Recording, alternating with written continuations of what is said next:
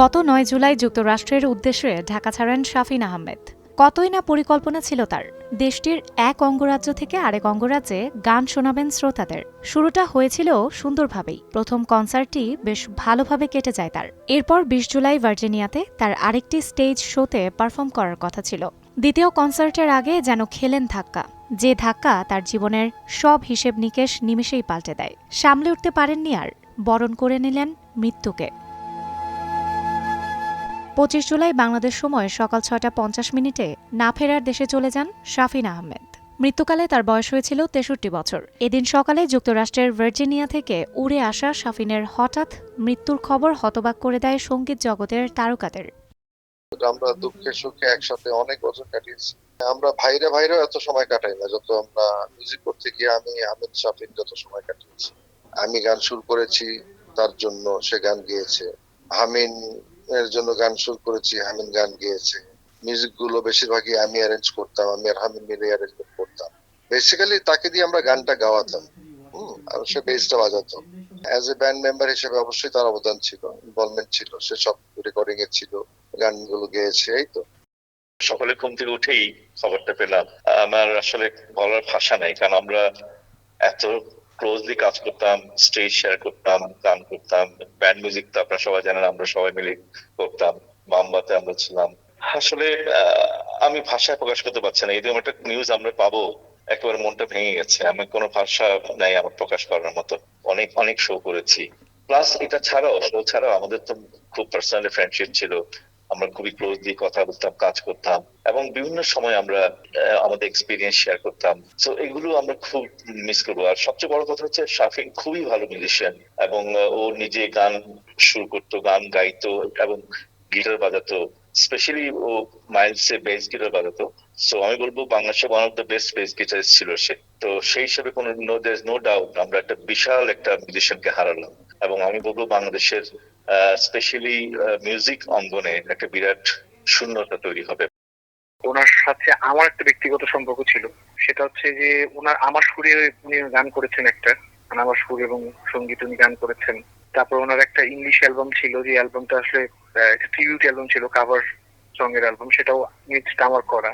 আবার উনি আমার বাসা পাশেই থাকতেন, তো আমাদের দেখা হতো, আমাকে অনেক স্নেহ করতেন, অনেক টক শোতে একসাথে ছিলাম। তো সব মিলিয়ে ওনার সাথে একটা ভালো সম্পর্ক আমার ছিলই। সেই জায়গা থেকে তার এইভাবে আকস্মিক চলে যাওয়াটা আসলে খুবই মর্মাহত, এবং খুবই দুঃখ প্রকাশ করছি এটাতে আসলে। আর ব্যান্ডের জায়গা থেকে ওনার মতন মিউজিশিয়ান তো বাংলাদেশে আর একটাও নেই, because he was completely unparalleled একটা মিউজিশিয়ান ছিলেন। ৮০ ও ৯০-র দশকে ব্যান্ড সঙ্গীতের তুমুল জনপ্রিয় নাম উচ্চারণ ফিলিংস এলআরবির সঙ্গে মাইলসের নামও শোনা যেত। দীর্ঘ ৪০ বছরেরও বেশি সময় ধরে ব্যান্ডটি বিভিন্ন জনপ্রিয় গান উপহার দিয়েছে শ্রোতাদের। এই ব্যান্ডের ৯০% গান শাফিন আহমেদের কণ্ঠে সৃষ্টি হয়েছে এবং পেয়েছে তুমুল জনপ্রিয়তা। অনেক ছোটবেলা থেকে আমি ওদেরকে চিনি, তখন ওরা মোটামুটি মাইলসও করে না, কিন্তু ওরা দুই ভাই একসঙ্গে থাকে, গান বাজনা করে, দুইজন একসঙ্গে গিটার বাজায়, গান টান করে।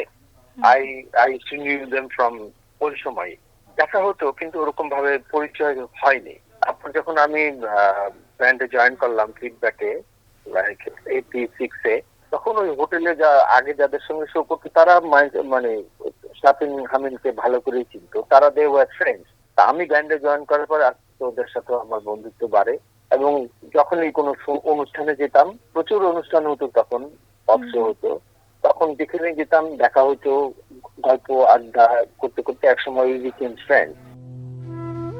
নিজের ব্যান্ডে গান গাওয়ার পাশাপাশি অন্যান্য ব্যান্ডের শিল্পীদেরও কাজে উৎসাহ দিতেন প্রয়াত এই রকস্টার। আমরা ওয়ারফেজ আর্লি যুগে মাইলসের প্র্যাকটিস করতাম। তখন আমরা আগে প্র্যাকটিস করতাম, তারপর মাইলসের জ্যামিং হতো। আমাদের অনেক ডিসকাশন হতো, মিউজিক্যাল ডিসকাশন হতো, জ্যামিং হতো। কে কোনটা তুলেছি, কে কোনটা, কোন মিউজিক ভালো লাগছে, কোনটা লেটেস্ট বের হলো, অনেক স্মৃতিচারণ হতো, অনেক কথা ডিসকাশন হতো আমাদের এগুলো নিয়ে। ওনার মতো গায়ক, ওনার মতো মিউজিশিয়ান, বেস প্লেয়ার, হ্যাঁ, টোটাল ব্যাপারটা এটা সবার ভিতরে নাই। এটা আসলে কোনো কিছু দিয়ে পূরণ করা সম্ভব না। অনেক বাংলাদেশের ব্যান্ড মিউজিক ইন্ডাস্ট্রি না, পুরো মিউজিক ইন্ডাস্ট্রির জন্য একটা অপূরণীয় ক্ষতি হয়ে গেল, যেটা আসলে পূরণ করার মতো না। তিনি চলে গেলেও তার না বলা কথাগুলো রয়ে গেছে এখনো। তার সঙ্গীত জীবনের 50 বছর পূর্তি অনুষ্ঠান করতে চেয়েছিলেন তিনি। এ ব্যাপারে কথাও বলেছিলেন তার বন্ধু ফুয়াদ নাসের বাবুর সাথে। ওনার সঙ্গীত জীবনের 50 বছর পূর্তি করতে যাচ্ছিলেন, তো সেটার জন্য আমার সাথে দেখা কম হতো। তো ফোন হয় মাঝে, হঠাৎ করে একদিন ফোন করে বললেন যে আমার সঙ্গীত ক্যারিয়ারের 50 বছর পূর্তি করব, তো 10টা নজরুল গীতি আর 10টা আধুনিক গান করবে। তা বললো তুই তাহলে আমাকে 10টা নজরুল গানের কম্পোজিশন করে দিবি লাইভ। ঠিক ঠিক আছে করে দেবো, এই আর কি। তারপরে কথা হয়, ইতিহাসের শেষ কথা আছে। সেই 50 বছর পূর্তি তো করতে পারলো না, আমার সৌভাগ্য হলো না কাজ করা তার সাথে। নতুন কেউ আসবে, কিন্তু ওনার জায়গাটা ওরকমই থাকবে। ওনার গানগুলি আমরা সেলিব্রেট করবো, এই প্রজন্ম এবং এই পরের প্রজন্ম ওনার গানগুলি গাইবে।